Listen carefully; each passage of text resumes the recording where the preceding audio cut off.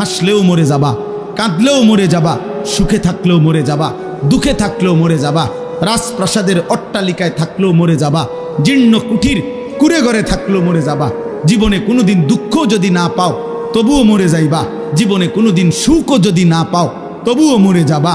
কোনোদিন যদি না হাসো তাইলেও মৃত্যু হবে, কোনোদিন যদি না কাঁদো তাইলেও মৃত্যু হবে। 7টা মহাদেশের মালিক হলেও মরে যাবে, কোনো কিছুর মালিক না হলেও মরে যাবে। প্রিয় বন্ধু, শুধু মৃত্যু না ভাইয়া, একটা সাংঘাতিক কথা, এই শেষ কথাটা মনোযোগ দিয়ে শুনেন। সাকরাতুল মাউত, মৃত্যু যন্ত্রণা, প্রত্যেক মানুষের মৃত্যুর যন্ত্রণা হবে, এটা আল্লাহর ফয়সালা। সে নবী হোক, উম্মত হোক, পৃথিবীর সর্বশ্রেষ্ঠ নেককার হোক আর পৃথিবীর সর্বশ্রেষ্ঠ কাফের হোক, নাফরমান হোক, মৃত্যু যন্ত্রণা সবার হবে। তিনি নবী হন আর উম্মত হন, মৃত্যু যন্ত্রণা সবার হবে। আমাদের প্রিয় নবী সাল্লাল্লাহু আলাইহি ওয়াসাল্লামেরও সাকরাতুল মাউত, মৃত্যু যন্ত্রণা ছিল, বিশুদ্ধ হাদিসের মধ্যে আছে।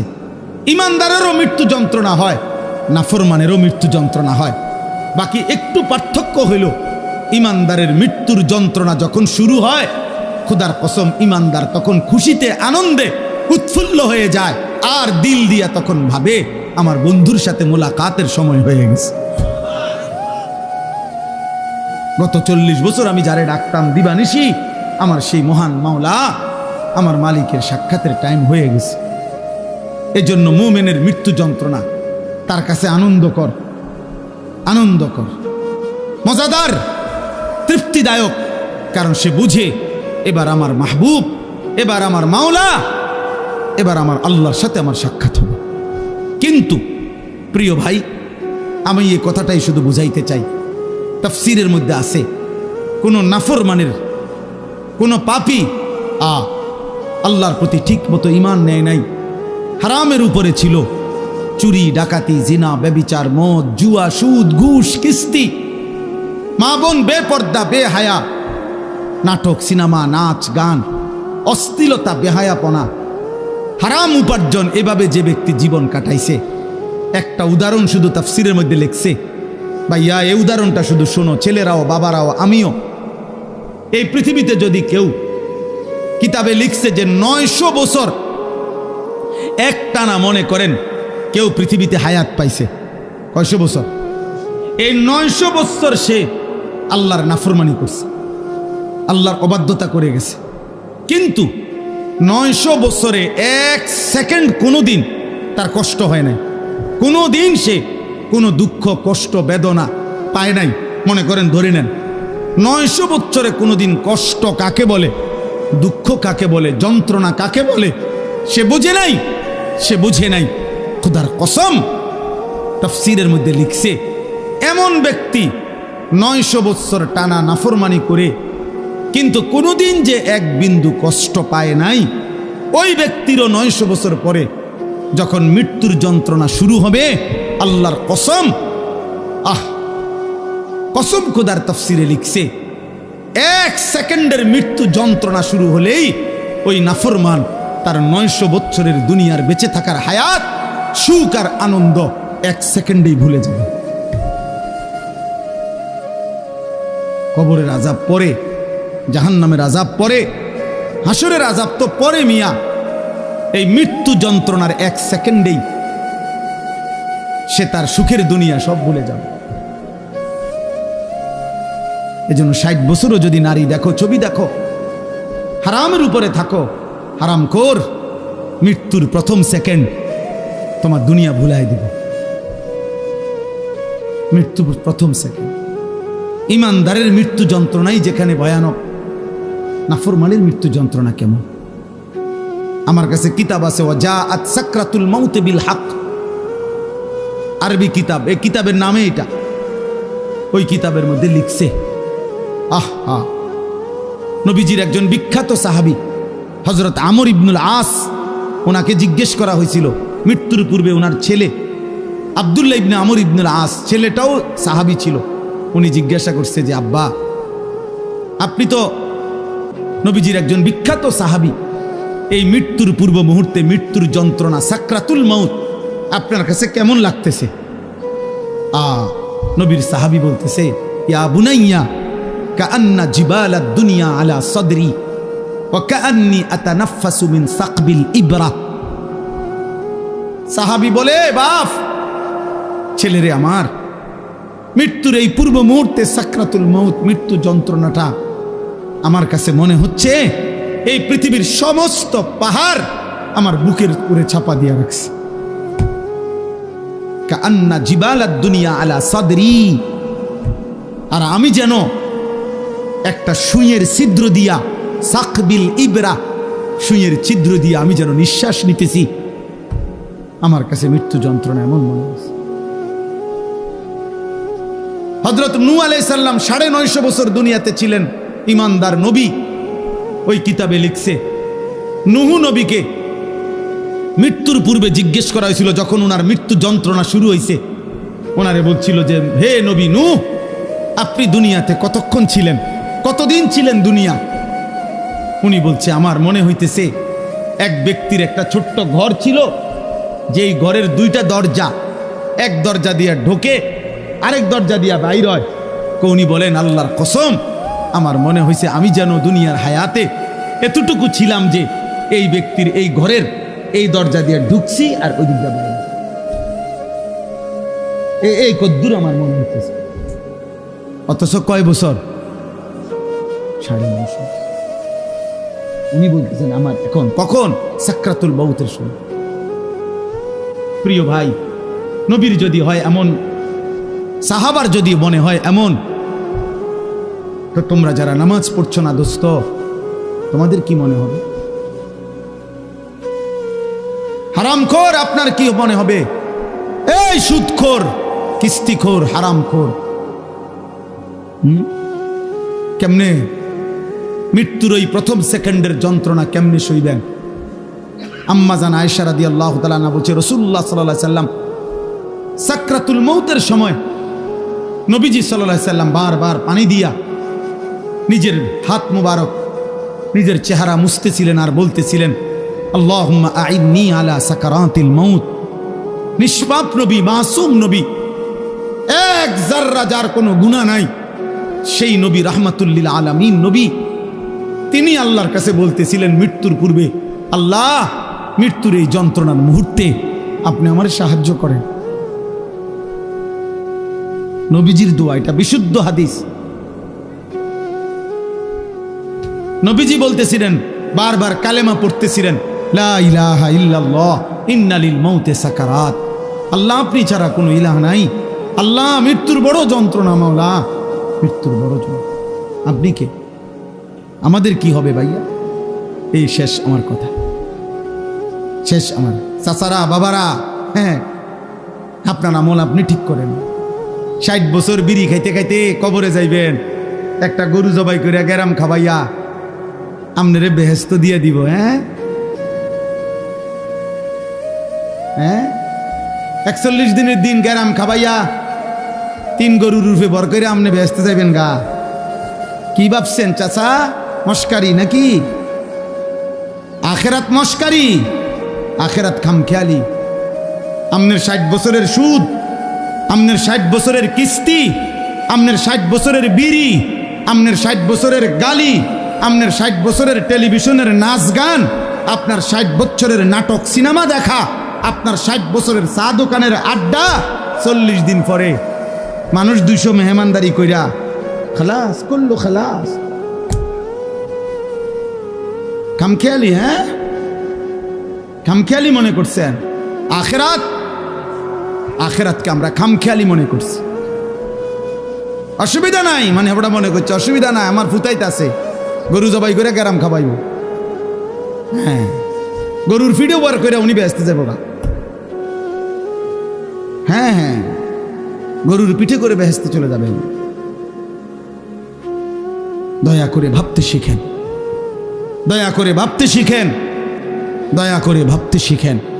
আপনার ঈমান, আপনার আমল, আপনার সেজদা।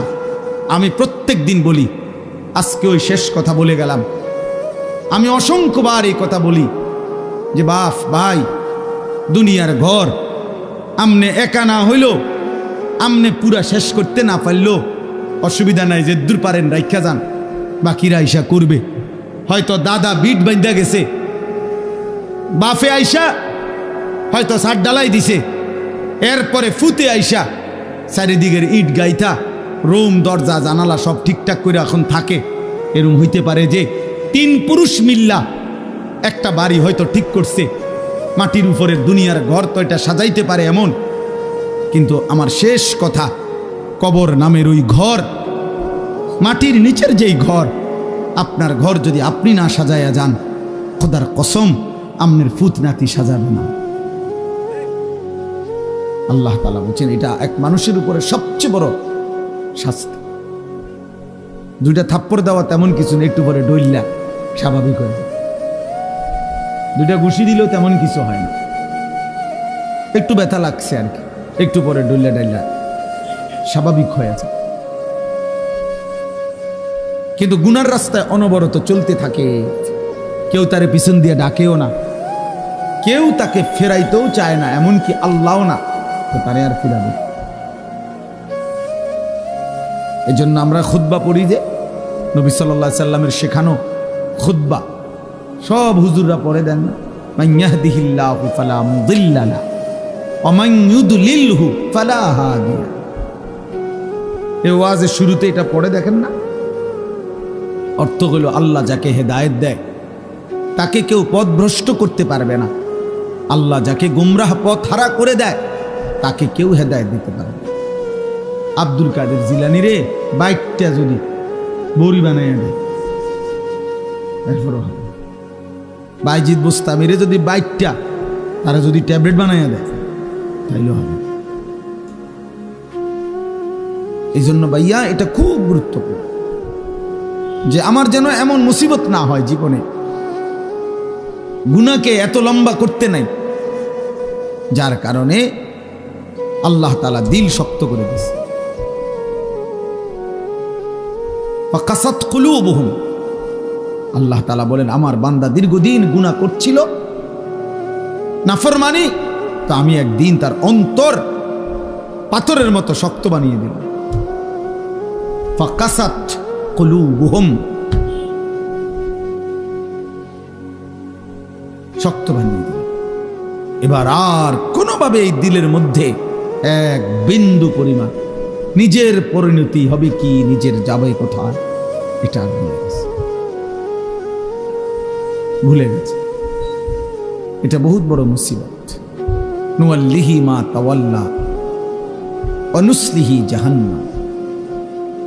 আল্লাহ তাআলা বলেন আমার রাসূলের বিরুদ্ধে যে চলে এবং আমার মুমিনদের পথের উল্টো যে চলে, রব্বুল আলামিন বলেন একদিন আমি তাকে উল্টো পথেই চালাইতে থাকি। বেশি দিন আমার উল্টা চলতে চলতে রাসূলের একদিন আমি তাকে উল্টো পথেই চালাই, আর এই উল্টো পথেই একদিন তাকে আমি জাহান্নামে ফেলে দেব। আর কোনোদিন ফিরবার কথাও মনে পড়বে না। আহ আহ 60 বছর হয়ে গেছে, এবারে মইরে কবরে গেছে, এবার কিস্তি ওটার ফুতে শোধ করে, বলেন তো বুঝেন না এমনি কথাটা? ওনার ব্যাংকের লোন ওনার ফুতে শোধ করে, তো উনি কি মৃত্যু পর্যন্ত কোনোদিন মনে হয়েছিল না? আর ওনার কেমনে মনে হয় ওনার কিস্তি না চলে? আমার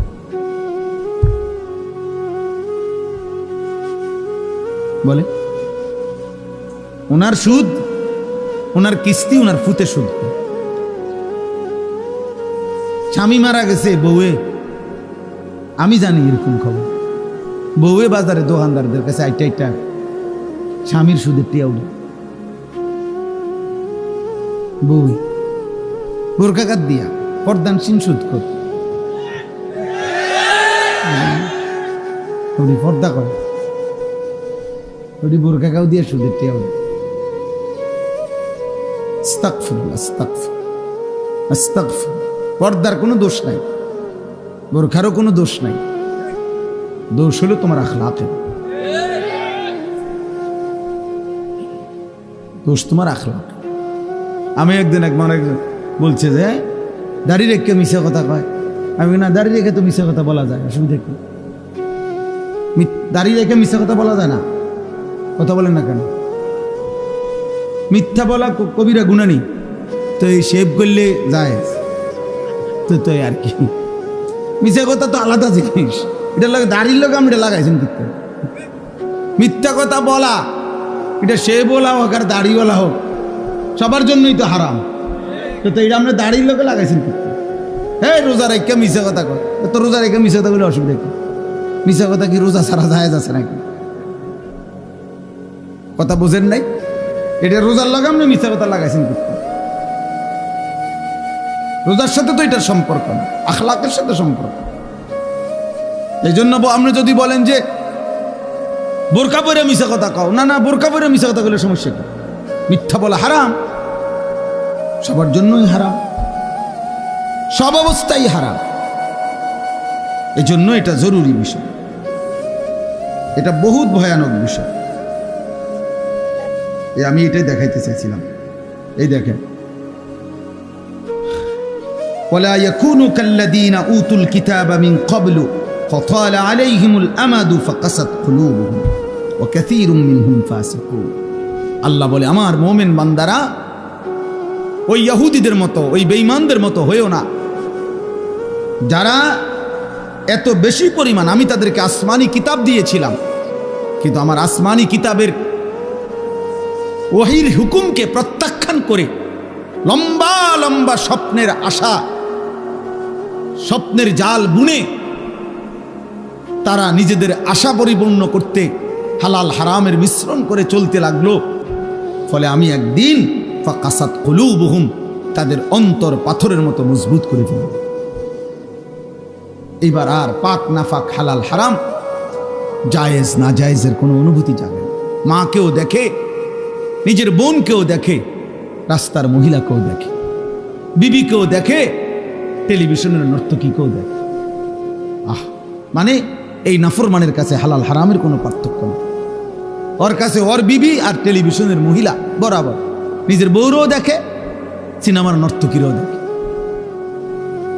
বরাবর বরাবর। ও তার মাকেও দেখে, অন্যের নারীকেও দেখে, বরাবর বরাবর। এই স্বভাব জানোয়ারের স্বভাব, এই স্বভাব কুকুরের স্বভাব। কুকুরের কাছে পাক নাফাক আলাদা কিছু নেই। কুকুর মানুষের ফেলে দেওয়া খাবারও মুখ দেয়, পায়খানা তো মুখ।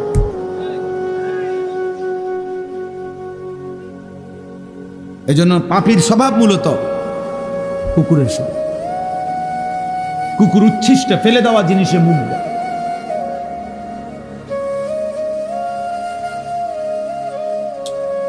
আল্লাহ আমাদেরকে বুঝ দান করেন। দোস্ত, এই জন্য আমি বলতেছিলাম আল্লাহর কথা মনোযোগ দিয়ে শুনবার, দিল দিয়া। গাফেল হইলে, অমনোযোগী হইলে, দিলটা উল্টায় ফেললে মুশকিল। আল্লাহ নবী সাল্লাল্লাহু আলাইহি ওয়াসাল্লাম বলছেন, ইন্না কুলুবাল ইবাদ বাইনা ইসবাআইন মিন আসাবি'ir রহমান ইউকাল্লিবুহু কাইফা ইয়াশা। নবী সাল্লাল্লাহু আলাইহি ওয়াসাল্লাম বলেন, প্রত্যেক মানুষের অন্তর আল্লাহ তাআলার কুদরতি দুইটি আঙ্গুলের মাঝখানে, আল্লাহর কুদরতি আঙ্গুলের মাঝে। প্রত্যেক মানুষের দিল, আল্লাহ নবী সাল্লাল্লাহু আলাইহি ওয়াসাল্লাম বলেন, ইউকাল্লিবুহু কাইফা ইয়াশা।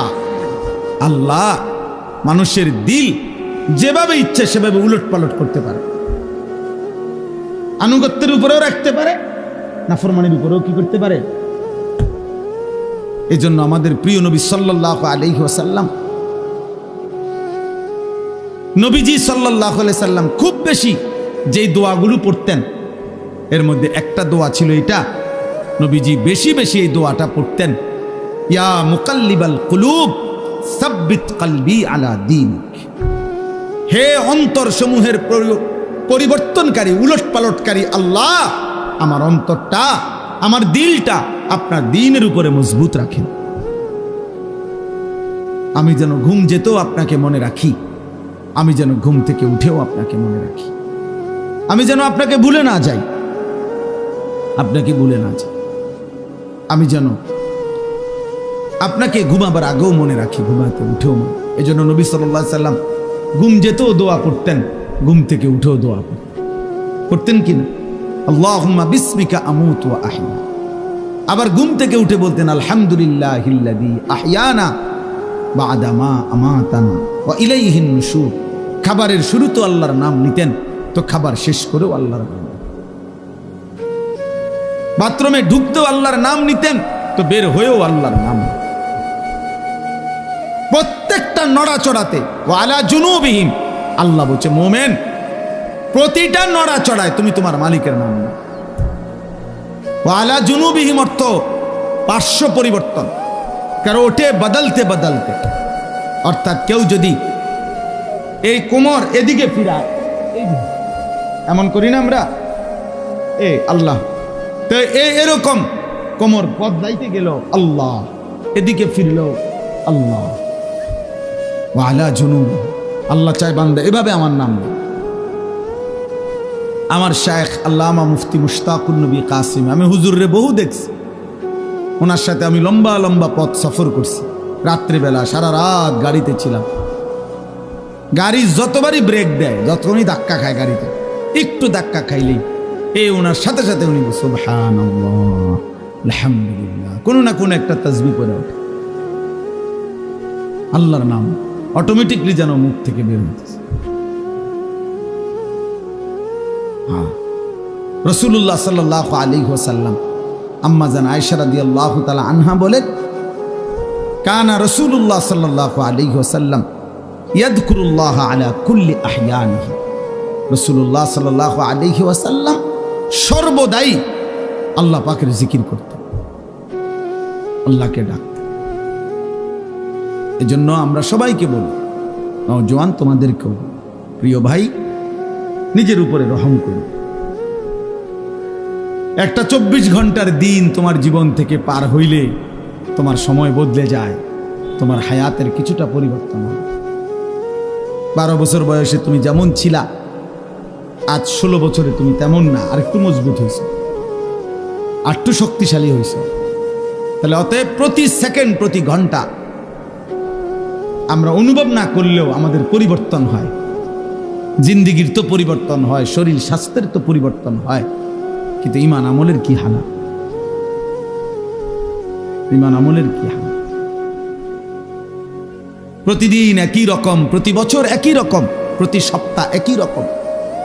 এটা দুর্ভাগ্য ছাড়া আর কিছু।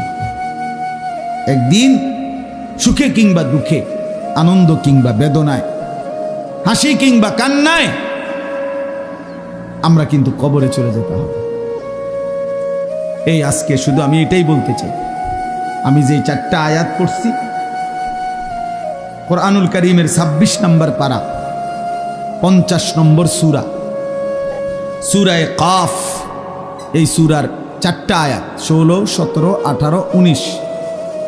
এই 4টি আয়াত মূল বক্তব্য হলো আল্লাহ তাআলা বলতেছেন 2টা কথা। একটা হলো বান্দা 5টি জিনিসের তত্ত্বাবধানে তুমি আমার আসো, প্রতিটা বান্দা তোমরা আমার 5টি জিনিসের তত্ত্বাবধানে আছো, নিয়ন্ত্রণে। এটা একটা কথা আল্লাহ বলছেন এখানে। আরেকটা বলছেন এই তত্ত্বাবধান, এই নেগ্রান, এই পর্যবেক্ষণ, এই অবস্থার উপরেই একদিন সত্য সত্য তোমাদের মৃত্যুর যন্ত্রণা শুরু হবে, আর তোমাদের মৃত্যু হবে, তোমরা কবরে চলে যাবে। এই কথাটা আল্লাহ এখানে বলছে। 1 নম্বরে আল্লাহ বলছেন ওয়ালাকাদ খালাকনাল ইনসান। প্রথম কথা বান্দা মনে রেখো, সমস্ত মানুষ আমি আল্লাহই সৃষ্টি করেছি। তাই একটি মানুষ 1 সেকেন্ডের জন্য এই কথা ভাবার কোনো সুযোগ নাই আল্লাহকে, দুনিয়ার কারো ব্যাপারে আপনি এটা বলতে পারেন, দৌড় বেটা তোর নেতা, বেটা তোর নেতা, কেডা এত কেডা, আঙ্গালের ভূত কাঙ্গাল, এত কত বড় নেতা বেটা, পকেটে রাহি বেটা। মানুষ অনেক সময় কয় না অহংকার দেখাইতে গিয়ে, যা বেটা বড়াই দেখাস বেটা। এ তো দুনিয়ার কারো ব্যাপারে বলা যায়, আল্লাহর ব্যাপারে বলা যাবে? আল্লাহ তাআলা বলেন আমাকে অস্বীকার করবা কেমনে বান্দা? আমি তো সৃষ্টি করেছি। ওয়ালাকাদ খালাকনাল ইনসান, আমি আল্লাহই তো সৃষ্টি করেছি। লাকাদ খালাকনাল ইনসানা ফি আহসানি তাকওয়িম, এই কায়নাতের সবচেয়ে সুন্দর আকৃতি দিয়ে আমি আল্লাহই তো মানুষকে সৃষ্টি করেছি।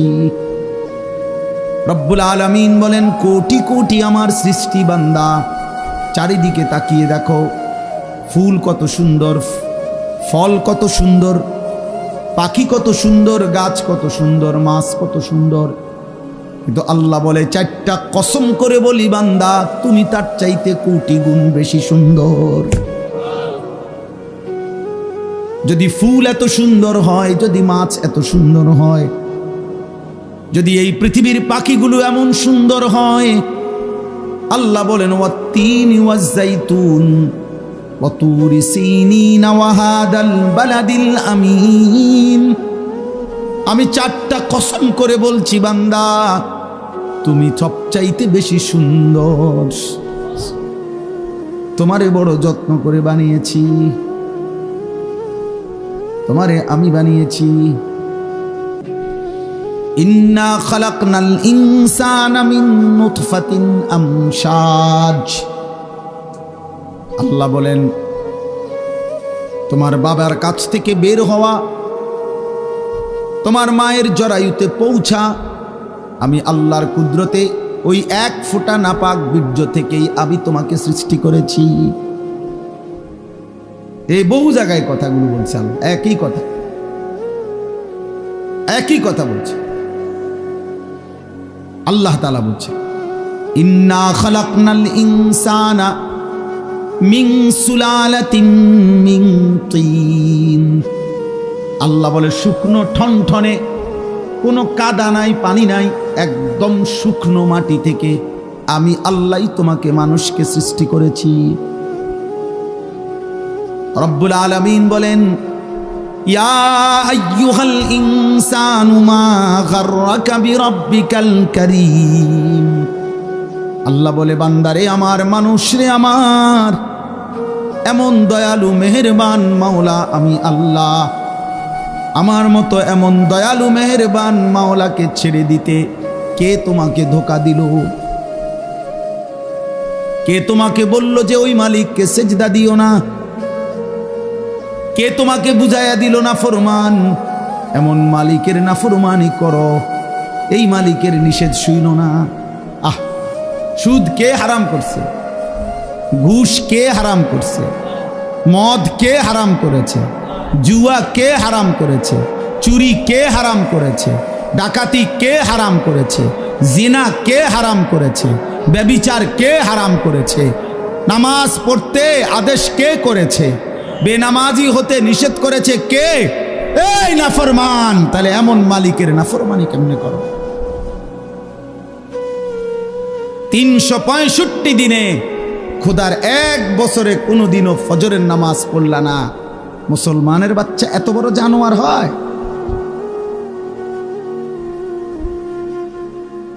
হ্যাঁ, মুসলমানের ঘরে এত বড় হাইওয়ান থাকে? তুমি মুসলমান, তুমি মুসলমান। 30 বছর মুসলমান সুদ খায়। মুসলমান প্রতিদিন ওজনে কম দেয়। মুসলমান সারা রাত নর্তকী দেখে, উলঙ্গ ছবি দেখে। মুসলমানের যুবক প্রতিদিন জিনার ব্যভিচার তালাশ করে। এই মুসলমান।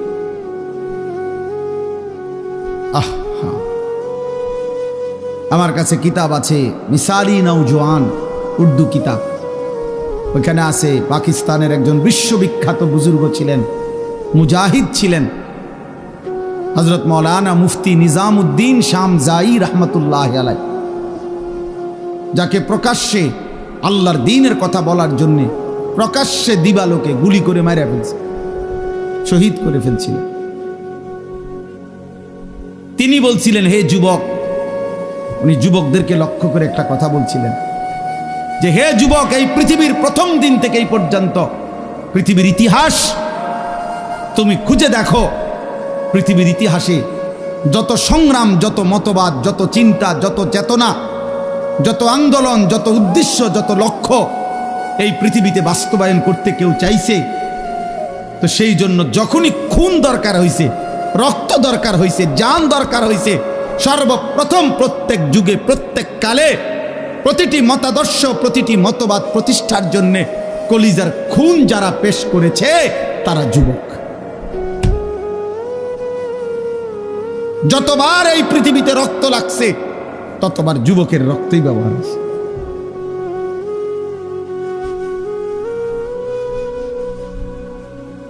নওজোয়ানের রক্তই খুনই ব্যবহার। এই জন্য যুবকের রক্ত বড় দাম, যুবকের ঘন্টার বড় দাম, যুবকের সেকেন্ড বড় দাম। আল্লাহ বলছেন আমি ওকে নিজে শক্তি দিছি। আল্লাহুল্লাযী খালাকাকুম মিন দুআফিন, আল্লাহ বলছে আমি তোমাকে প্রথম সৃষ্টি করেছি দুর্বল শিশু। সুম্মা জাআলা মিন বাদি দুআফিন কুওয়া, সেই দুর্বল শরীরে আমি আল্লাহই দিয়েছি শক্তি, যৌবন। সুম্মা জাআলা মিন বাদি কুওয়াতিন দুআফান ওয়া শাইবা, আবার সেই শক্তি সামর্থ্যবান শরীরে আমি আল্লাহ আবার দিয়েছি দুর্বলতা এবং বৃদ্ধ। এই জন্য নওজোয়ান, কথা তো ছিল তোমরা ইসলামের জন্য লড়বা, কথা তো ছিল তোমরা আল্লাহর দ্বীনের জন্য কথা বলবা। আহা, এমন সুন্দর জীবন তোমরা শত শত যুবক একেবারে ঠান্ডা মাথায় পরিকল্পিতভাবে বুঝে শুনে এমন সুন্দর রাত, হায়াত, দিন, ঘন্টা, নারী দেখতে দেখতে, ছবি দেখতে দেখতে, মোবাইল দেখতে দেখতে, অশ্লীল উলঙ্গ দৃশ্য দেখতে দেখতে, অনাদরে অবহেলায় এমন সুন্দর ঘন্টা, মিনিট, সেকেন্ড শেষ করে দিচ্ছে। আহা, ঠিক হলো না। এই পৃথিবী গড়বে কে? তাই ইসলামের জন্য কিছু করবে কে? তাই আল্লাহর দ্বীনের জন্য কিছু করবে কে? বাপ, সারা পৃথিবীর মজলুম মুসলমানকে কে বাঁচাবে? মাহাদির পক্ষ হয়ে লড়বে কে? তাইলে দাজ্জালের বিরুদ্ধে লড়বে কে? আল্লাহর দ্বীনের জন্য বুক সোজা করে দাঁড়াবে কে? তাই তোমরা তো আমাদেরই সন্তান। তোমাদের যাদের বয়স 16 বছর, আমার 16 বছরের সন্তান আছে। আমার প্রথম সন্তানের বয়স 16 বছর। অতএব তুমি আমার সন্তান। তুমি ভেবে দেখো তো, রাসূলুল্লাহ সাল্লাল্লাহু আলাইহি ওয়াসাল্লামের দুইজন বিখ্যাত সাহাবী, কিশোর সাহাবী, একজনের নাম ছিল সামুরা ইবনে জুনদুব রাদিয়াল্লাহু তাআলা আনহু, আরেকজনের নাম ছিল রাফি' ইবনে খাদিজ রাদিয়াল্লাহু তাআলা আনহু। দুইজনই কিশোর। কিশোর বলা হয় করিবুল বুলুগ, কিশোর বলা হয় এই 13, 14, 14.5, 15-র আগে, মানে যার বীর্যপাত শুরু হয় তাকে বলে যুবক। এর আগের টাইমটারে, এর আগের 1-1.5 বছর 2 বছরের কয় কিশোর। যার উপরে গোসল ফরজ হয় তার আগের সময়টাকে বলে কিশোর। ওনারা দুইজন ছিলেন কিশোর সাহাবী।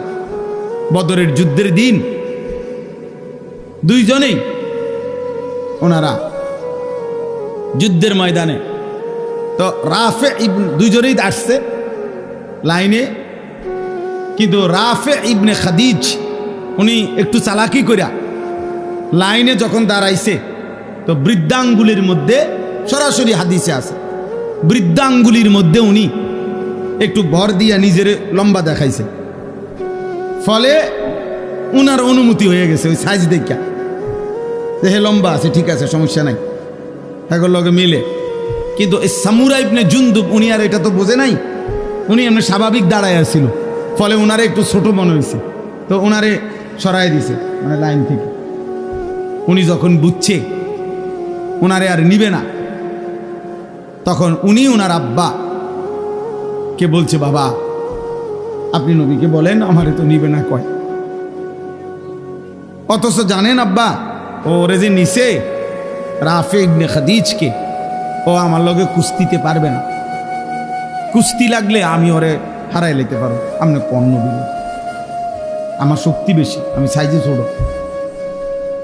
আল্লাহ নবী সাল্লাল্লাহু আলাইহি সাল্লাম শুনে অবাক হয়ে গেছে, বলছে আচ্ছা তো লাগো তো দেখি।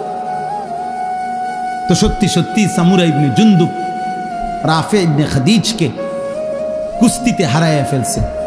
আল্লাহ নবী সাল্লাল্লাহু আলাইহি সাল্লাম দুইজন কিশোর সাহাবীর জিহাদের আগ্রহ দেখে দুইজনকেই অনুমতি দিয়ে দিয়েছে।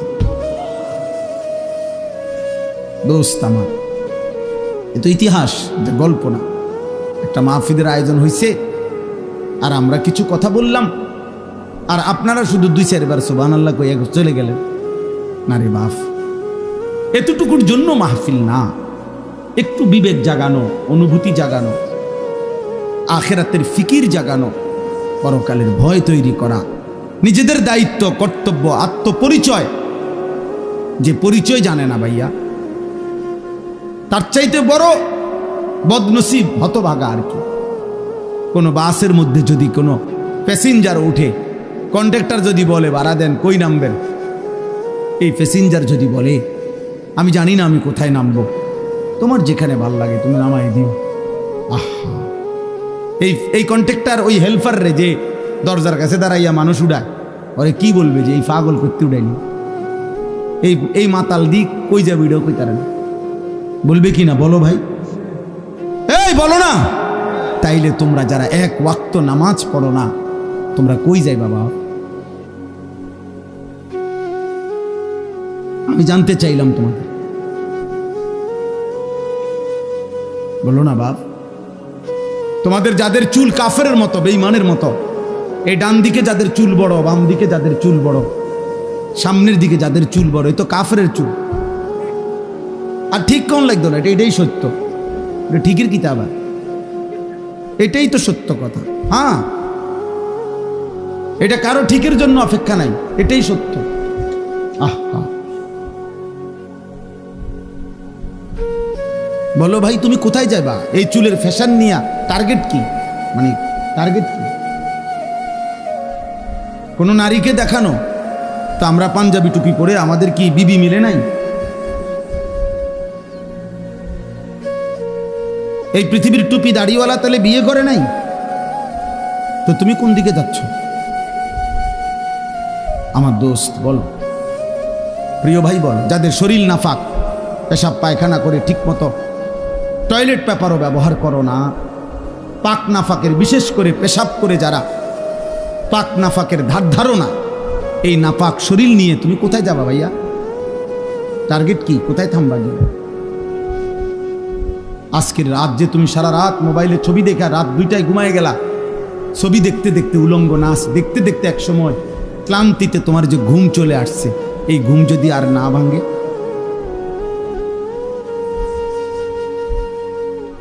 অনেক সিএনজির পিছনে লেখা থাকে, বাসের পিছনে লেখা থাকে, ঘুম ভাঙলে সকাল, না ভাঙলে পরকাল, লেখা থাকে না? ভেবে দেখো ভাইয়া।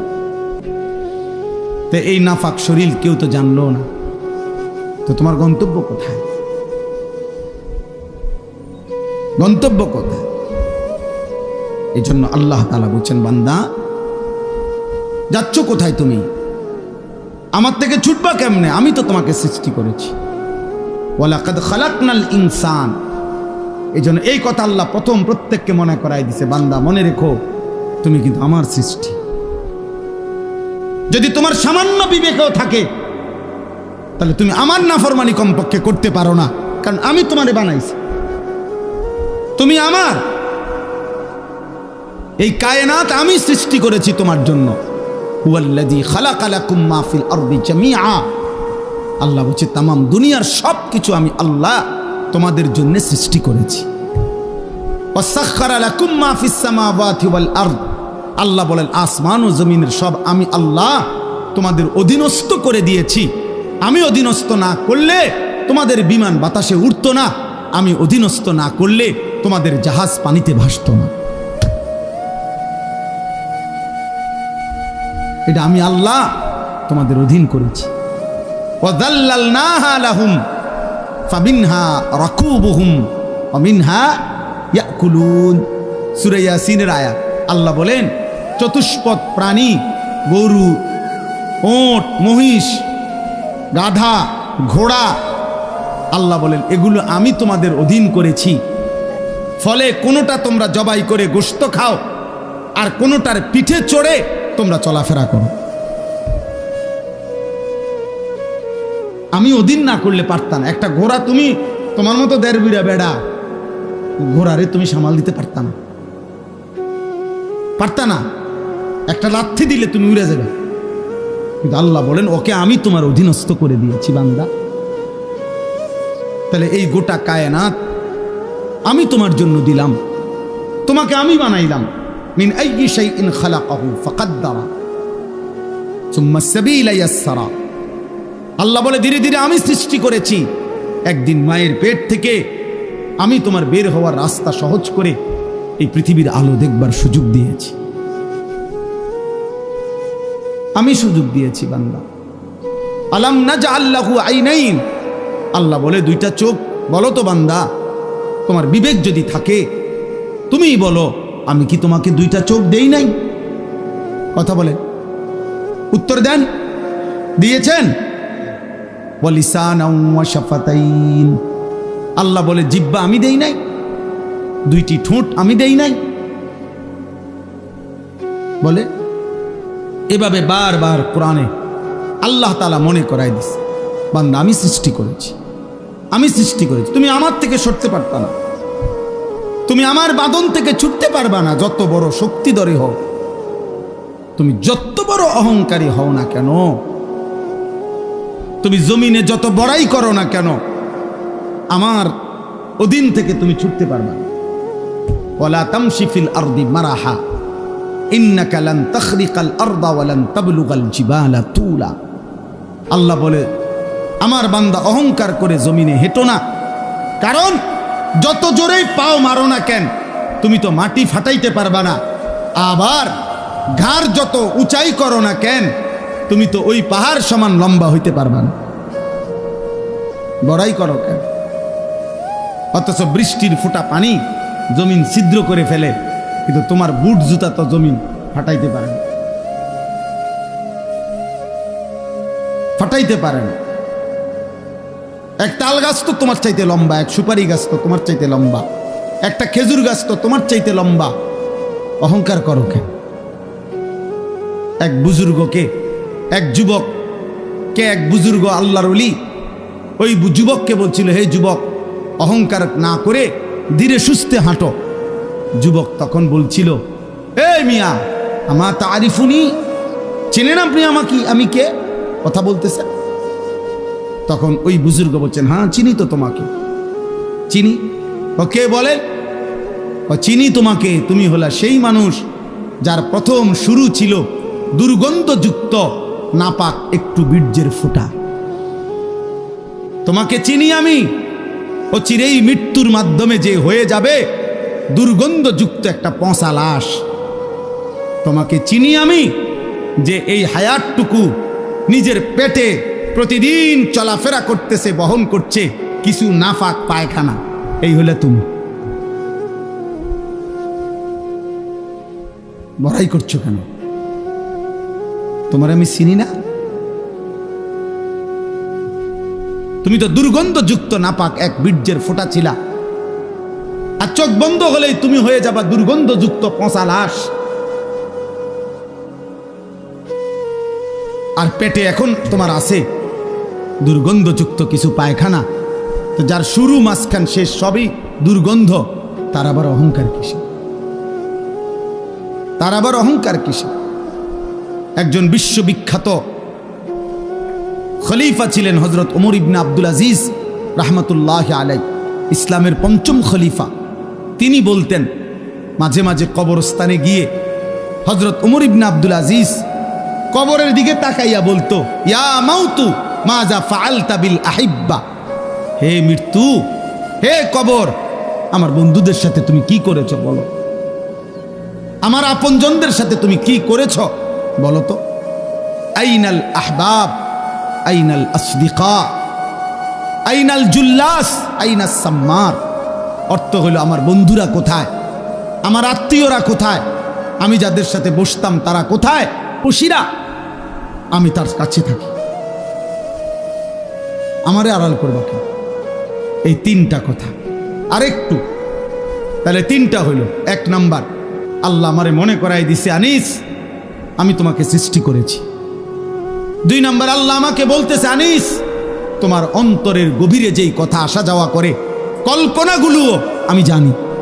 তিন নাম্বার, তোমার রক্তের শিরা উপশিরায় আমি আল্লাহ তাআলা তার চাইতে বেশি কাছে আছি।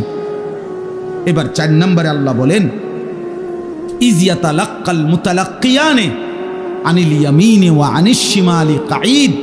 আল্লাহ বলে বান্দা 4 নম্বরে মনে রেখো 24 ঘন্টা তোমার ডানে এবং বামে আমার 2 জন ফেরেশতা আছে।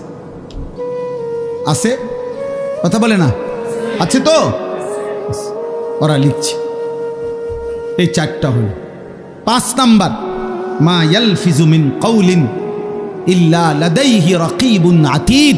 আল্লাহ বলে বান্দা তারা তো 2 জন আছেই, অতিরিক্ত আরেকজন ফেরেশতা আছে যে তোমার এই 2 জবান মানে 2 ঠোঁটের মাঝখানে যে জিহ্বা, এই জিহ্বা দিয়ে তুমি যা বলো, যখন যা বলো, যা করো, 24 ঘন্টায় তুমি যেই শব্দটাই বলো না কেন, উচ্চারণ করো না কেন, ভালো মন্দ, উপকারী অপকারী, জিকির দাও করো আর গালি দাও, আল্লাহ বলে এই জিহ্বা দিয়া যা বের হয় আল্লাহ তাআলা বলেন আমার আরেকজন ফেরেশতা তোমার মুখের প্রতিটা উচ্চারণ লিখে রাখে।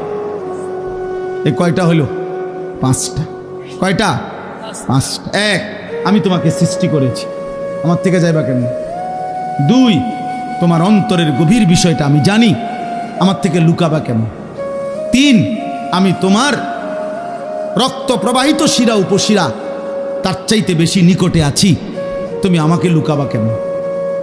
4, আমার 2 জন ফেরেশতা 24 ঘন্টা তোমার পাশে আছে, তুমি তাদের ফাঁকি দিবা কেন? 5, আমার একজন ফেরেশতা তোমার জবানের সমস্ত উচ্চারণ লিখে রাখতেছে, তাকে আড়াল করবা কেন? এবার আল্লাহ বলেন শেষ কথা হলো এই, আল্লাহ তাআলা বলেন ওয়াজাআত সাকরাতুল মাউত বিল হক।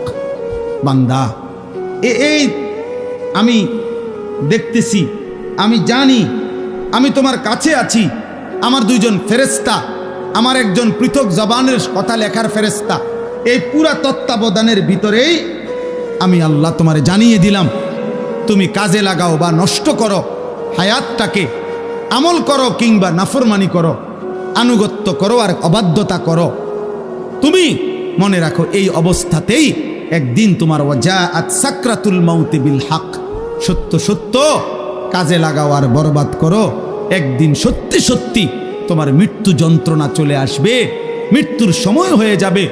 আর প্রত্যেক মানুষের মৃত্যুর সময় সর্বপ্রথম তার একটা মৃত্যুর যন্ত্রণা শুরু হয়, এটারে সাকরাতুল মাউত বলে।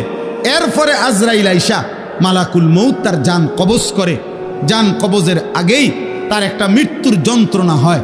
আল্লাহ বলে যালিকা মা কুনতা মিনহু তাহিদ, এই মৃত্যু যন্ত্রণা থেকেই বান্দা, এই মৃত্যু থেকে তুমি গত 40 বছর 30 বছর 60 বছর পলায়ন করতে চেয়েছিলে, কিন্তু সেই মৃত্যু যন্ত্রণা শুরু হবে, মৃত্যুর সময় আসবেই আসবে। হাসলেও মরে যাবা, কাঁদলেও মরে যাবা, সুখে থাকলেও মরে যাবা, দুঃখে থাকলেও মরে যাবা, রাজপ্রাসাদের অট্টালিকায় থাকলেও মরে যাবা, জীর্ণ কুঠির কুড়ে ঘরে থাকলেও মরে যাবা, জীবনে কোনোদিন দুঃখ যদি না পাও তবুও মরে যাইবা, জীবনে কোনোদিন সুখও যদি না পাও তবুও মরে যাবা, কোনোদিন যদি না হাসো তাইলেও মৃত্যু হবে, কোনোদিন যদি না কাঁদো তাইলেও মৃত্যু হবে। 7টা মহাদেশের মালিক হলেও মরে যাবে, কোনো কিছুর মালিক না হলেও মরে যাবে। প্রিয় বন্ধু, শুধু মৃত্যু না ভাইয়া, একটা সাংঘাতিক কথা, এই শেষ কথাটা মনোযোগ দিয়ে শুনেন। সাকরাতুল মাউত মৃত্যু যন্ত্রণা, প্রত্যেক মানুষের মৃত্যুর যন্ত্রণা হবে, এটা আল্লাহর ফয়সালা। সে নবী হোক, উম্মত হোক, পৃথিবীর সর্বশ্রেষ্ঠ নেককার হোক আর পৃথিবীর সর্বশ্রেষ্ঠ কাফের হোক, নাফরমান হোক, মৃত্যু যন্ত্রণা সবার হবে। তিনি নবী হন আর উম্মত হন, মৃত্যু যন্ত্রণা সবার হবে। আমাদের প্রিয় নবী সাল্লাল্লাহু আলাইহি ওয়াসাল্লামেরও সাকরাতুল মাউত মৃত্যু যন্ত্রণা ছিল, বিশুদ্ধ হাদিসের মধ্যে আছে। ইমানদারেরও মৃত্যু যন্ত্রণা হয়, নাফরমানেরও মৃত্যু যন্ত্রণা হয়। বাকি একটু পার্থক্য হইল, ইমানদারের মৃত্যুর যন্ত্রণা যখন শুরু হয় খুদার কসম ইমানদার তখন খুশিতে আনন্দে উৎফুল্ল হয়ে যায়, আর দিল দিয়া তখন ভাবে আমার বন্ধুর সাথে মোলাকাতের সময় হয়ে গেছে। গত 40 বছর আমি যারে ডাকতাম দিবানিশি, আমার সেই মহান মাওলা আমার মালিকের সাক্ষাতের টাইম হয়ে গেছে। এজন্য মুমিনের মৃত্যু যন্ত্রণা তার কাছে আনন্দকর, আনন্দকর, মজাদার, তৃপ্তিদায়ক। কারণ সে বুঝে এবার আমার মাহবুব, এবার আমার মাওলা, এবার আমার আল্লাহর সাথে আমার সাক্ষাৎ হবে। কিন্তু প্রিয় ভাই, আমি এই কথাটাই শুধু বুঝাইতে চাই, তাফসীরের মধ্যে আছে কোন নাফরমানের, কোন পাপী আল্লাহর প্রতি ঠিক মতো ঈমান নেয় নাই, হারামের উপরে ছিল, চুরি, ডাকাতি, জিনা, ব্যভিচার, মদ, জুয়া, সুদ, ঘুষ, কিস্তি, মা বোন বেপর্দা, বেহায়া, নাটক, সিনেমা, নাচ, গান, অশ্লীলতা, বেহায়াপনা, হারাম উপার্জন, এভাবে যে ব্যক্তি জীবন কাটাইছে, একটা উদাহরণ শুধু তাফসীরের মধ্যে লিখছে। ভাইয়া, এই উদাহরণটা শুধু শোনো, ছেলেরাও, বাবারাও, আমিও। এই পৃথিবীতে যদি কেউ, কিতাবে লিখছে যে 900 বছর একটানা, মনে করেন কেউ পৃথিবীতে হায়াত পাইছে, কয়শো বছর? এই 900 বছর সে আল্লাহর নাফরমানি করছে, আল্লাহর অবাধ্যতা করে গেছে। কিন্তু 900 বছরে 1 সেকেন্ড কোনোদিন তার কষ্ট হয় নাই, কোনোদিন সে কোনো দুঃখ, কষ্ট, বেদনা পায় নাই। মনে করেন ধরে নেন 900 বছরে কোনোদিন কষ্ট কাকে বলে, দুঃখ কাকে বলে, যন্ত্রণা কাকে বলে সে বুঝে নাই, সে বুঝে নাই। খোদার কসম, তাফসীরের মধ্যে লিখছে এমন ব্যক্তি 900 বছর টানা নাফরমানি করে কিন্তু কোনোদিন যে এক বিন্দু কষ্ট পায় নাই, ওই ব্যক্তিরও 900 বছর পরে যখন মৃত্যুর যন্ত্রণা শুরু হবে, আল্লাহর কসম, কসম খোদার তাফসীরে লিখছে 1 সেকেন্ডের মৃত্যু যন্ত্রণা শুরু হলেই ওই নাফরমান তার 900 বছরের দুনিয়ার বেঁচে থাকার হায়াত, সুখ আর আনন্দ 1 সেকেন্ডেই ভুলে যাবে। কবরের আযাব পরে, জাহান্নামের আযাব পরে, হাসরের আযাব তো পরে মিয়া। এই মৃত্যু যন্ত্রণার 1 সেকেন্ডেই সে তার সুখের দুনিয়া সব ভুলে যাবে। এজন্য 60 বছরও যদি নারী দেখো, ছবি দেখো, হারামের উপরে থাকো, হারামখোর, মৃত্যুর প্রথম সেকেন্ড তোমার দুনিয়া ভুলাই দেবে। মৃত্যুর প্রথম সেকেন্ড। ইমানদারের মৃত্যু যন্ত্রণাই যেখানে ভয়ানক, নাফরমানের মৃত্যু যন্ত্রণা কেমন? আমার কাছে কিতাব আছে, ওয়াজাআত সাকরাতুল মাউত বিল হক, আরবি কিতাব, এই কিতাবের নামে এটা। ওই কিতাবের মধ্যে লিখছে, নবীজির একজন বিখ্যাত সাহাবী হযরত আমর ইবনুল আস, ওনাকে জিজ্ঞেস করা হয়েছিল মৃত্যুর পূর্বে, ওনার ছেলে আব্দুল্লাহ ইবনে আমর ইবনুল আস, ছেলেটাও সাহাবী ছিল। উনি জিজ্ঞাসা করছে যে, আব্বা, আপনি তো নবীজির একজন বিখ্যাত সাহাবী, এই মৃত্যুর পূর্ব মুহূর্তে মৃত্যুর যন্ত্রণা, সাকরাতুল মাউত আপনার কাছে কেমন লাগতেছে? নবীর সাহাবী বলতেছে, ইয়া বুনাইয়া কাআন্না জিবালাদ দুনিয়া আলা সাদরি ওয়া কাআন্নি আতানাফাসু মিন সাকবিল ইবরা। সাহাবী বলে, বাপ, ছেলেরে আমার, মৃত্যুর এই পূর্ব মুহূর্তে সাকরাতুল মাউত, মৃত্যু যন্ত্রণাটা আমার কাছে মনে হচ্ছে এই পৃথিবীর সমস্ত পাহাড় আমার বুকের উপরে চাপা দিয়ে রাখছে। কাআন্না জিবালাদ দুনিয়া আলা সাদরি, আর আমি যেন একটা সুইয়ের ছিদ্র দিয়া, সাকবিল ইবরা, সুইয়ের ছিদ্র দিয়া আমি যেন নিঃশ্বাস নিতেছি। আমার কাছে মৃত্যু যন্ত্রণা এমন মনে হচ্ছে। হযরত নূহ আলাইহিস সালাম 950 বছর দুনিয়াতে ছিলেন, ইমানদার নবী। ওই কিতাবে লিখছে, নূহ নবীকে মৃত্যুর পূর্বে জিজ্ঞেস করা হয়েছিল, যখন ওনার মৃত্যু যন্ত্রণা শুরু হয়েছে, ওনারে বলছিল যে, হে নবী নূহ, আপনি দুনিয়াতে কতক্ষণ ছিলেন, কতদিন ছিলেন দুনিয়া? উনি বলছে, আমার মনে হইতেছে এক ব্যক্তির একটা ছোট্ট ঘর ছিল, যেই ঘরের 2টা দরজা, এক দরজা দিয়া ঢোকে, আরেক দরজা দিয়া বাইর হয়। উনি বলেন, আল্লাহর কসম, আমার মনে হয়েছে আমি যেন দুনিয়ার হায়াতে এতটুকু ছিলাম যে এই ব্যক্তির এই ঘরের এই দরজা দিয়ে ঢুকছি আর ওই দিকটা বাইরে, এই কদ্দুর আমার মনে হইতেছে। অথচ কয় বছর? 9.5 বছর। উনি বলতেছেন আমার এখন কখন? সাকরাতুল মউতের সময়। প্রিয় ভাই, নবীর যদি হয় এমন, সাহাবার যদি মনে হয় এমন, তো তোমরা যারা নামাজ পড়ছো না দোস্ত, তোমাদের কি মনে হবে? হারামখোর আপনার কি মনে হবে? এই সুদখোর, কিস্তিখোর, হারামখোর, কেমনে মৃত্যুর ওই প্রথম সেকেন্ডের যন্ত্রণা কেমনে সইবেন? আম্মা জান আয়েশা রাদিয়াল্লাহু তাআলা আনহা বলছে, রাসূলুল্লাহ সাল্লাল্লাহু আলাইহি সাল্লাম সাকরাতুল মউতের সময় নবীজি সাল্লাল্লাহু আলাইহি সাল্লাম বারবার পানি দিয়া নিজের হাত মুবারক নিজের চেহারা মুছতেছিলেন আর বলতেছিলেন, আল্লাহুম্মা আইন্নি আলা সাকারাতিল মউত। নিষ্পাপ নবী, মাসুম নবী, এক যাররা যার কোনো গুনাহ নাই, সেই নবী রাহমাতুল লিল আলামিন নবী, তিনি আল্লাহর কাছে বলতেছিলেন মৃত্যুর পূর্বে, আল্লাহ মৃত্যুর এই যন্ত্রণার মুহূর্তে আপনি আমার সাহায্য করেন। নবীজির দোয়া, এটা বিশুদ্ধ হাদিস। নবীজি বলতেছিলেন, বারবার কালেমা পড়তেছিলেন, লা ইলাহা ইল্লাল্লাহ ইন্না লিল মাউতি সাকারাত। আল্লাহ আপনি ছাড়া কোনো ইলাহ নাই, আল্লাহ মৃত্যুর বড় যন্ত্রণা, মাওলা মৃত্যুর বড় যন্ত্রণা। আপনি কে? আমাদের কি হবে ভাইয়া? এই শেষ আমার কথা, শেষ আমার। চাচারা, বাবারা, হ্যাঁ, আপনার আমল আপনি ঠিক করেন। 60 বছর বিড়ি খাইতে খাইতে কবরে যাইবেন, একটা গরু জবাই করে গ্যারাম খাবাইয়া আমনেরে বেহেস্ত দিয়ে দিব। হ্যাঁ হ্যাঁ, 41 দিনের দিন গ্যারাম খাবাইয়া 3 গরুর রূপে বর করে আমনে বেহেস্ত যাইবেন গা। কি ভাবছেন চাচা? মস্কারি নাকি? আখেরাত মস্কারি, আখেরাত খামখেয়ালি। আমনের 60 বছরের সুদ, আমনের 60 বছরের কিস্তি, আমনের 60 বছরের বিড়ি, আমনের 60 বছরের গালি, আমনের 60 বছরের টেলিভিশনের নাচ গান, আপনার 60 বছরের নাটক সিনেমা দেখা, আপনার 60 বছরের চা দোকানের আড্ডা, 40 দিন পরে মানুষ 200 মেহমানদারি কইরা খালাস করলো, খালাস। খামখেয়ালি, হ্যাঁ খামখেয়ালি মনে করছেন। আখেরাত, আখেরাতকে আমরা খামখেয়ালি মনে করছি। অসুবিধা নাই মানে আমরা মনে করছি অসুবিধা নাই, আমার ফুতাইতে আছে, গরু জবাই করে গ্যারাম খাবাইব। হ্যাঁ, গরুর ফিডও বার করে উনি ব্যস্ত যাবো গা। হ্যাঁ হ্যাঁ, গরুর পিঠে করে বেহেস্তে চলে যাবে উনি। দয়া করে ভাবতে শিখেন, দয়া করে ভাবতে শিখেন, দয়া করে ভাবতে শিখেন।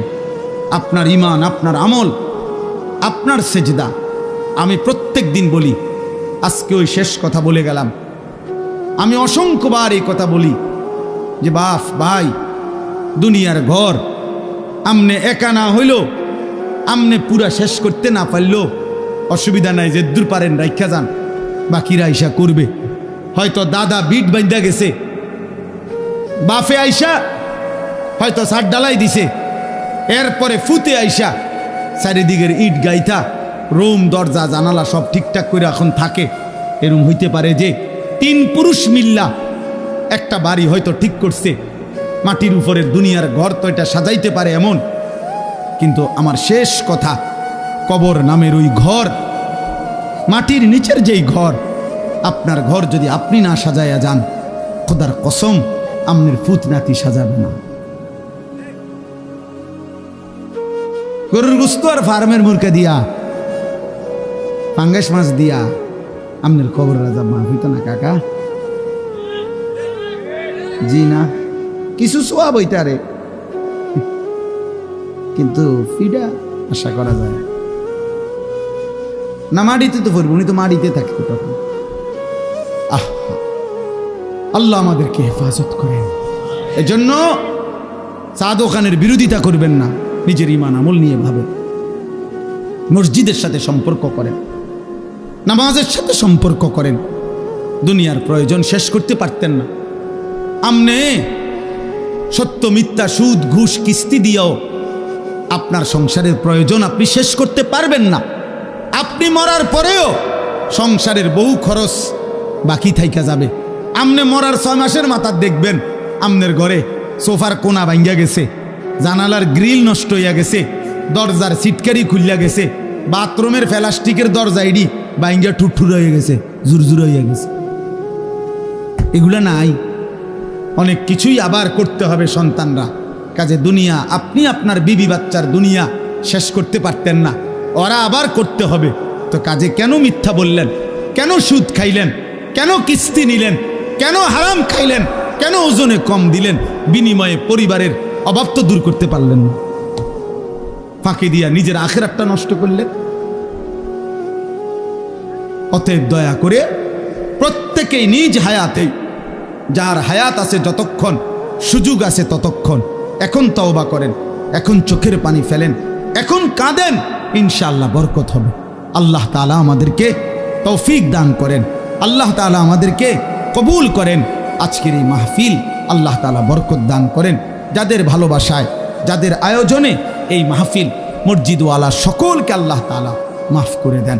আমার কিশোর ছেলেরা একজনও যদি বুঝে থাকো ভাইয়া, সবাই একসাথে বদলাবে না, আমরা এটা জানি বাপ, কিন্তু আমার অনুরোধ রইল নওজোয়ান তোমাদের কাছে, দয়া করে তোমরা প্রত্যেকেই নামাজ পড়ো, গুনাহ ছাড়ো বাপ, মোবাইলের ছবি, নারীর নেশা কমাও বাপ। যে চাহিদা আল্লাহ দিছে আল্লাহ সেটা পূরণ করে দিবে। পেটের খিদা যিনি দিছেন তিনি খাবারেরও ব্যবস্থা করছেন, পানির তৃষ্ণা যিনি দিছেন তিনি পানিরও ব্যবস্থা রাখছেন।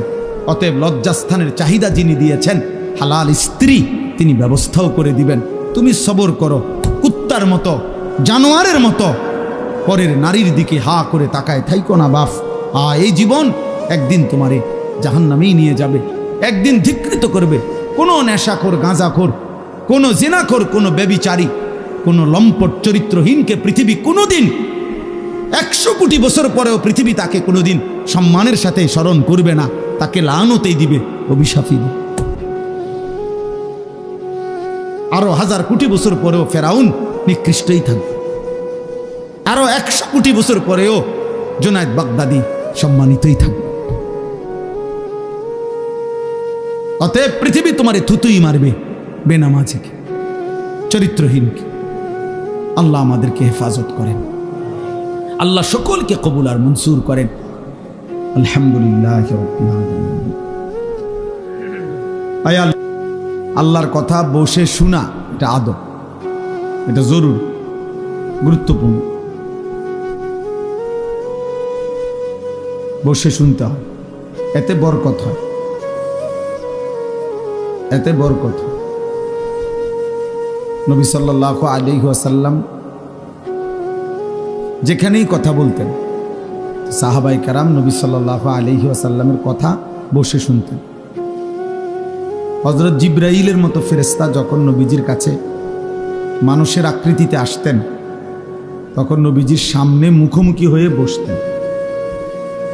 এতটা মুখোমুখি যে নবী সাল্লাল্লাহু আলাইহি ওয়াসাল্লামের হাঁটুর সাথে হাঁটু, বুকের সাথে বুক মুখোমুখি, চোখের সাথে চোখ মুখোমুখি।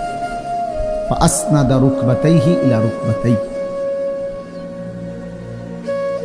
রাসূলুল্লাহ সাল্লাল্লাহু আলাইহি ওয়াসাল্লাম একদিন সাহাবাদেরকে সাথে নিয়ে একজন সাহাবীর জানাজা পড়তে গেছে। তো জানাজার সেখানে গিয়ে দেখছেন যে তখনও কবর খোঁড়া শেষ হয় নাই, আর একটু সময় লাগবে, আরো 10-20 মিনিট। তো হাদিসে স্পষ্ট আছে, হযরত বারা ইবনে আযিব রাদিয়াল্লাহু তাআলা আনহু বর্ণনা করেন, নবীজি ওইখানেই বসে গেলেন এবং আমরাও তাঁর চতুর্দিকে বসলাম। ফাজালাসা ওয়া জালাসনা হাওলাহু, তিনিও বসলেন, আমরাও চারদিকে বসলাম। এরপরে নবীজি ওই কবর খোঁড়া পূর্ণ শেষ হওয়া পর্যন্ত আমাদের সামনে মৃত্যু এবং কবরের উপরে লম্বা বয়ান করলেন। তাইলে একটা কবরস্থান যেখানে কবর দাফন হবে, সেটা স্বাভাবিকভাবে ওয়াজের কোনো স্টেজ না, প্যান্ডেলও না, এবং ওইখানে হয়তো এতটা মুনাসিব জায়গাও না। কিন্তু এরপরেও নবীজি বসছেন, তো সাহাবীরা বসছেন, যেরকমই হোক জায়গাটা।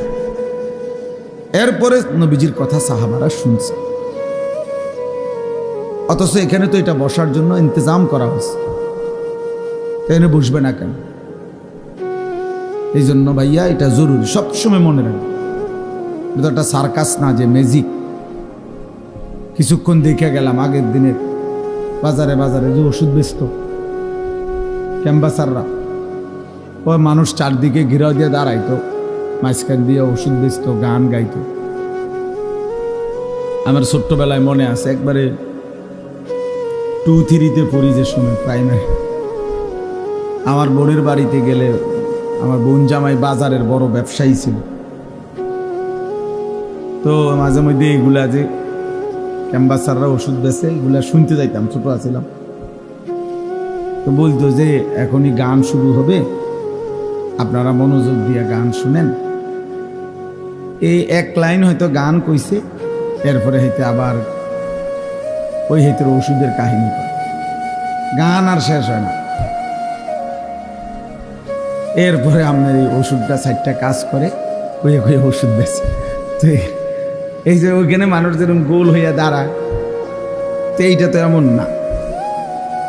এই জন্য ভাই আল্লাহর কথা মনোযোগ দিয়ে বসে শুনতে হবে, সবসময় মনে রাখতে হবে। কোনো গাফেল মানুষ, অমনোযোগী, আল্লাহর কথা তার কলিজায় পৌঁছায় না। 2 নম্বর কথা হলো হাতে ধরা সবগুলো মোবাইল বন্ধ করতে হবে। একজনও, ছোট বড়, জওয়ান বুড়া, হুজুর পাবলিক, টুপিওয়ালা টুপি ছাড়া কেউ হই মোবাইল হাতে ধরে ভিডিও বা রেকর্ড করা যাবে। আমি নয়তো উঠাই দেব, দমক দেব, আপনি শরম পাইবেন, শক্ত দমক দেব। আর যদি নিজে চলে যায় সমস্যা নেই, আমার পক্ষ থেকে অনুরোধ, যে কেউ চলে গেলে সমস্যা নেই।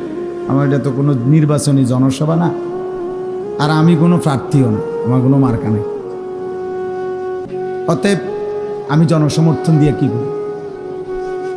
অনেক মানুষ হইলেও সমস্যা নাই, কম হইলেও সমস্যা নেই। আল্লাহর কথা একজনের জন্য যে পরিমাণ গুরুত্ব, 1,00,000 জনের জন্য সে পরিমাণই গুরুত্ব, বরাবর সমান গুরুত্ব। নবী সাল্লাল্লাহু আলাইহি ওয়াসাল্লাম একজনকেও কালেমার দাওয়াত দিয়েছেন, 1000 জনকেও দাওয়াত দিয়েছেন। এই জন্য ভাই একটা ছেলে কিছুক্ষণ সময়, আমরা একদম ঘড়ি ধরা, টাইম হিসাব করা। অতএব অল্প একটু সময় মনোযোগ দিয়ে আমাদের চেহারার দিকে তাকিয়ে আল্লাহর কথা শুনলে বরকত। গাফলত যেই বা বোতল উল্টায় রাখে, যেই গ্লাস উল্টায় রাখে, সেটাতে 1 সাগর পানি ঢাললেও সেই গ্লাস কোনোদিন পুরবে না। তাহলে পানির সমস্যা না, মূলত এটা উল্টানো ছিল, এই জন্য সমস্যা। বালতি উল্টায় রাখছে, কলস উল্টায় রাখছে। এই জন্য যে মানুষের দিল গাফেল, তার দিলে তার সামনে 1000 কথাও কোনো কাজ হয় না। নবী সাল্লাল্লাহু আলাইহি ওয়াসাল্লাম বলছেন, কিছু মানুষের দিল কাল কুজে নির্বাদান, উল্টানো কলসির মতো, উল্টানো কলসি। এবং নবী বলছে যে উল্টা পিঠটা, একে তো কলসিটা উল্টানো, আবার এই উল্টা পিঠে কলসের যে পিঠটা, এটা আলকাতরা দিয়ে মাইখা রাখছে। মানে এটা এমন ফিসলা যে এটার মধ্যে 1 ফোঁটা পানি 1 সেকেন্ড থাকবে, এমন যে একেবারে আলকাতরা দিয়ে মাইখা লাইছে। এটা মানে পানি লাগলেই ছাত করে পড়ে যায়, 1 সেকেন্ড পানি থাকে। কিছু নাফরমানের দিল, নবী বলছে এরকম, গুনাহ করতে করতে, আল্লাহর নাফরমানি করতে করতে দিলটা এতটা উল্টে আছে যে এই উল্টা দিলের মধ্যে যেন আলকাতরা মাইখা রাখছে।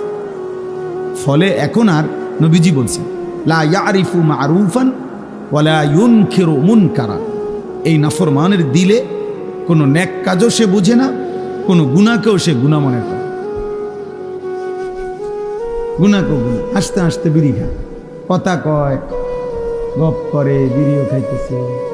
এইটা যে গুনাহ, এটা ওনার অনুভূতি আছে মনে হয়, বুঝলেন না? পানও খায়, বিড়িও খায়, একরকম, ওটা বরাবর।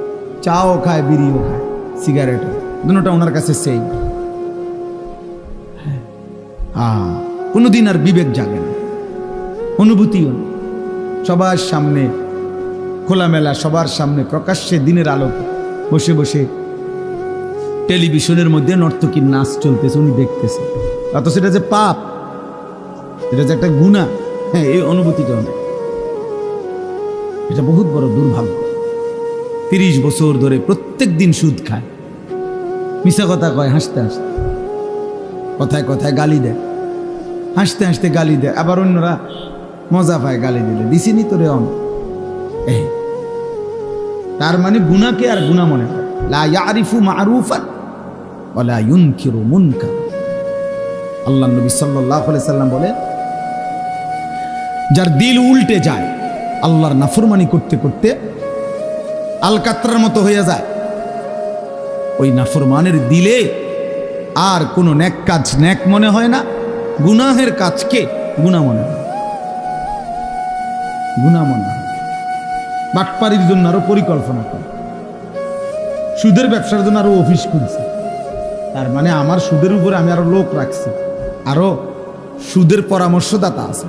আপনারা বলেন আরো কি লেটেস্ট পদ্ধতিতে সিটারি করা যায়? সিটারের উপরে আরো পরামর্শ চলতেছে, হারামের উপর। আস্তাগফিরুল্লাহ।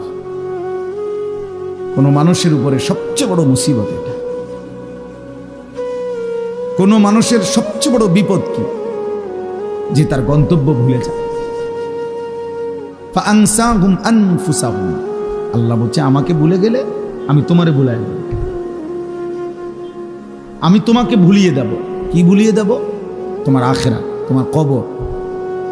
ফাআনসাহুম মাসালিহাহুম ফাআনসাহুম আখিরাতাহুম। আল্লাহ বলেন, আমি তার কল্যাণ ভুলিয়ে দেব, আমি তার আখিরাত ভুলিয়ে দেব।